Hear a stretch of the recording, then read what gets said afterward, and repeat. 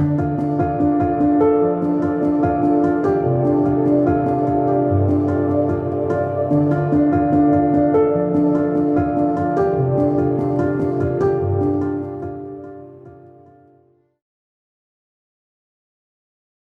everyone and welcome back to the George Collection. I'm Rachel Rightside Blonde.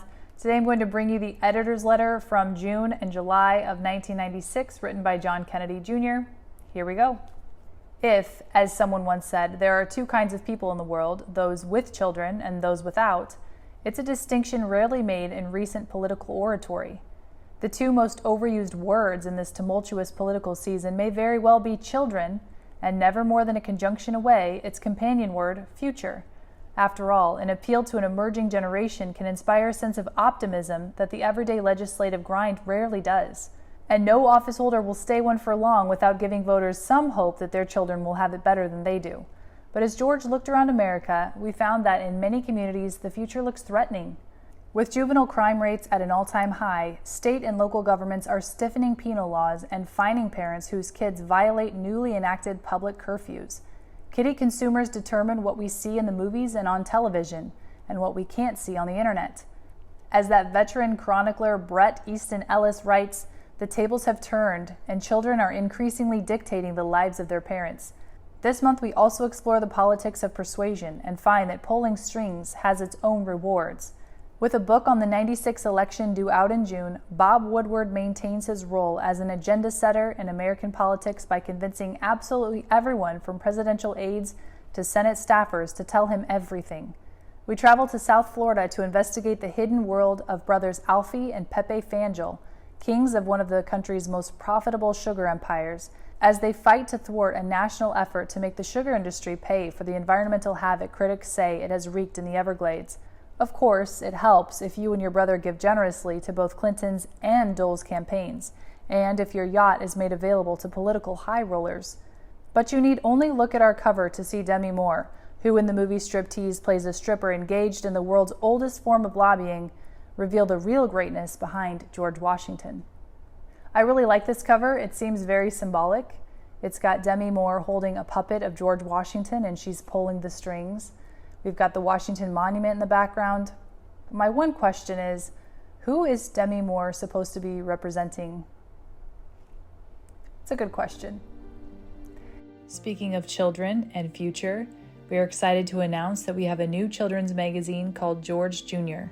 This magazine is geared towards children ages 6 to 11 and features information about the Constitution, notable people, social skills, science experiments, recipes, puzzles, Bible stories, money management, how businesses work, leadership skills, and my personal favorite, The Adventures of George Jr., which are little stories I write about a character named George Jr., his family, and his friend John. The wonderful Tom Stiglich has illustrated each of these stories for me and has given the characters in my mind faces and expressions and personality. This children's magazine was my 9-year-old son's idea, and it is so cool to be able to bring this project to life. Look for a new issue on the 17th of each month at georgejrmagazine.com. We hope you love George Jr. That does it for this episode of the George Collection. Thank you so much for watching. Have a great week, and I'll see you next time.